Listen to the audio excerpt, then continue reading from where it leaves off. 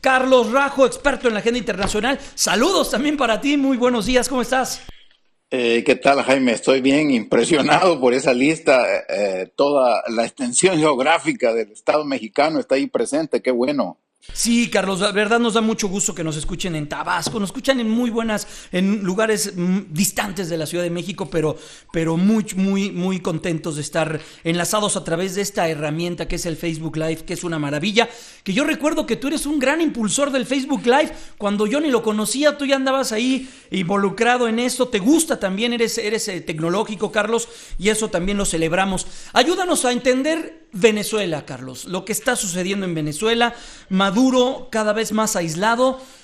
¿Cuánto puede durar más la cuerda? Hoy estaba leyendo un análisis, una inflación del 1800%, nos decía un enlace que hicimos hasta Caracas hace unos minutos, una bolsa de arroz que el viernes costaba 8,000 bolívares, hoy en la mañana estaba en 20,000 bolívares. Así las cosas, Carlos. Ah, un poco para añadir a la discusión lo que pasó anoche, entiendo que destituyeron a la fiscal general, amenazan con meterla presa. El punto es que es importante o simbólico, si se quiere, porque ya ves que esta fiscal general era chavista antes y es de las pocas que dijo esto no puede seguir siendo, ¿no? Esto que se está haciendo es antidemocrático y se había puesto de lado por default, si se quiere, simplemente por decir ciertas cosas que hace el gobierno, muchas o todo lo que hace el gobierno antidemocrático, se había puesto por default, digo, en el lado de la oposición. No necesariamente ella era de la oposición, simplemente que estaba criticando al gobierno. El punto es que la destituyen anoche y se acaba esa última, que te dijera, esquina, si se quiere, antigobierno. Lo que va a suceder, Jaime, nadie lo sabe, obviamente, pero me parece que hemos llegado a un punto bisagra, es decir, ha cambiado la situación un antes y un después, porque la instalación de esta Asamblea Constituyente, y no descubro nada nuevo, estoy seguro que muchos de tus oyentes lo habrán seguido, no solo a través de tus medios, sino que hay toda una discusión en los medios mexicanos, por cierto, muy ideológica, muy típica de cómo las izquierdas latinoamericanas siguen viendo o la mayoría de izquierdas latinoamericanas siguen viendo a Maduro y a todo el chavismo como, que te dijera, con un prisma ideológico que a mí me parece que es incorrecto, ¿no? Es decir, Chávez o el chavismo o Maduro no es, que te dijera, no es Allende, no es Chile, es otra cosa totalmente distinta, es una deformación de esos ideales de izquierda. Pero bien, no entremos a la cuestión ideológica. Lo que digo es que lo que debería de pasar, Jaime, o sea, lo que ha pasado ya con esta Asamblea Constituyente es un antes y un después. ¿Por qué? Porque le introdujo a la Asamblea Constituyente un nuevo un elemento que no existía antes en la realidad venezolana. Básicamente es una toma del poder, es un robo del único espacio que le quedaba a la oposición en el poder, que es la Asamblea, el Parlamento. El Parlamento había sido ganado democráticamente con toda la legitimidad del mundo por la oposición, lo habían perdido los chavistas en la elección de final del 2015, perdón, y ahora básicamente le roban, es decir, hacen una pantomima de democracia, hacen una asamblea constituyente en los diferentes países cuando se va a reestructurar la nación, ¿no? Cuando se va a reescribir ese, que te dijera, ese marco en el cual la sociedad va a funcionar, cuando se va a reescribir como el consenso que la sociedad tiene, ¿no? Colombia lo hizo en su momento, en fin, muchos países. En este caso, bajo ese pretexto, básicamente lo que se hace, digo, es robar el último espacio de legalidad que quedaba en manos de la oposición.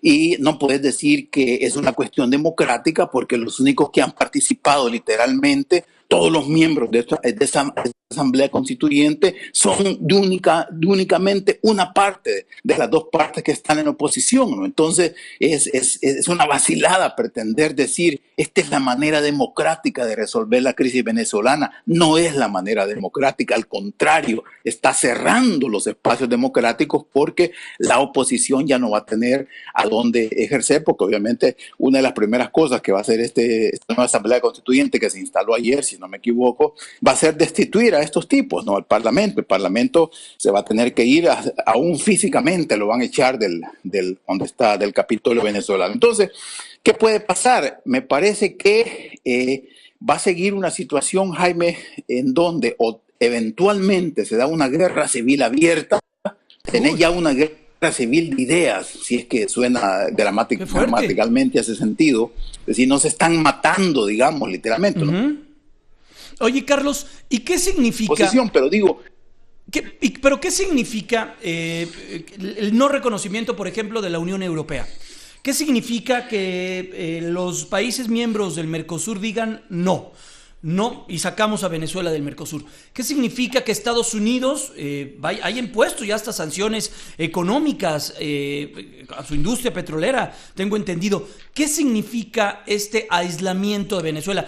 Tú lo has escuchado, lo hemos dicho aquí desde las líneas aéreas, Carlos. Las líneas aéreas ya no vuelan a Caracas, ya no vuelan a Venezuela por los muchos millones de dólares que le debe el gobierno venezolano en cuestión de impuestos que le tiene que regresar a las aerolíneas, que no se los ha regresado, que la IATA decía son alrededor de 3.800 millones de dólares que el gobierno venezolano tiene y no le ha regresado a ninguna aerolínea, y las aerolíneas pues dicen no decidimos viajar, ya no vamos a volar a Caracas. ¿Qué significa este aislamiento físico, pero también económico, ideológico? ¿Cómo le va a pegar a la sociedad?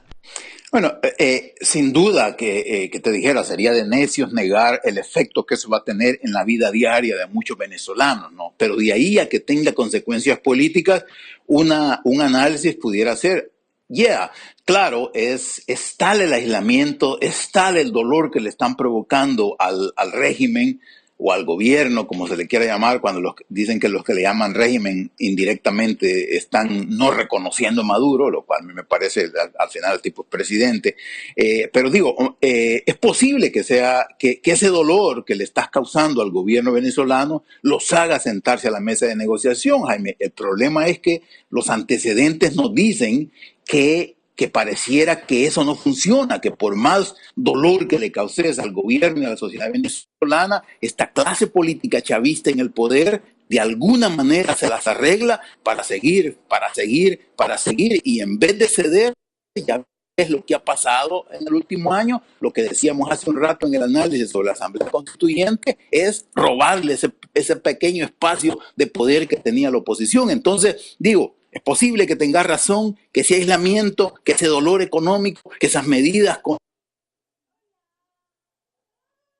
a hacer que se sienten a negociar, pero al mismo tiempo la experiencia nos dice que no necesariamente es el caso. Tiene asesores cubanos ahí que de alguna manera saben cómo sobrevivir, que te dijera, los momentos más duros del aislamiento internacional. Entonces no creo que eso pase. Decía en mi análisis anterior, o vas a tener una guerra civil abierta.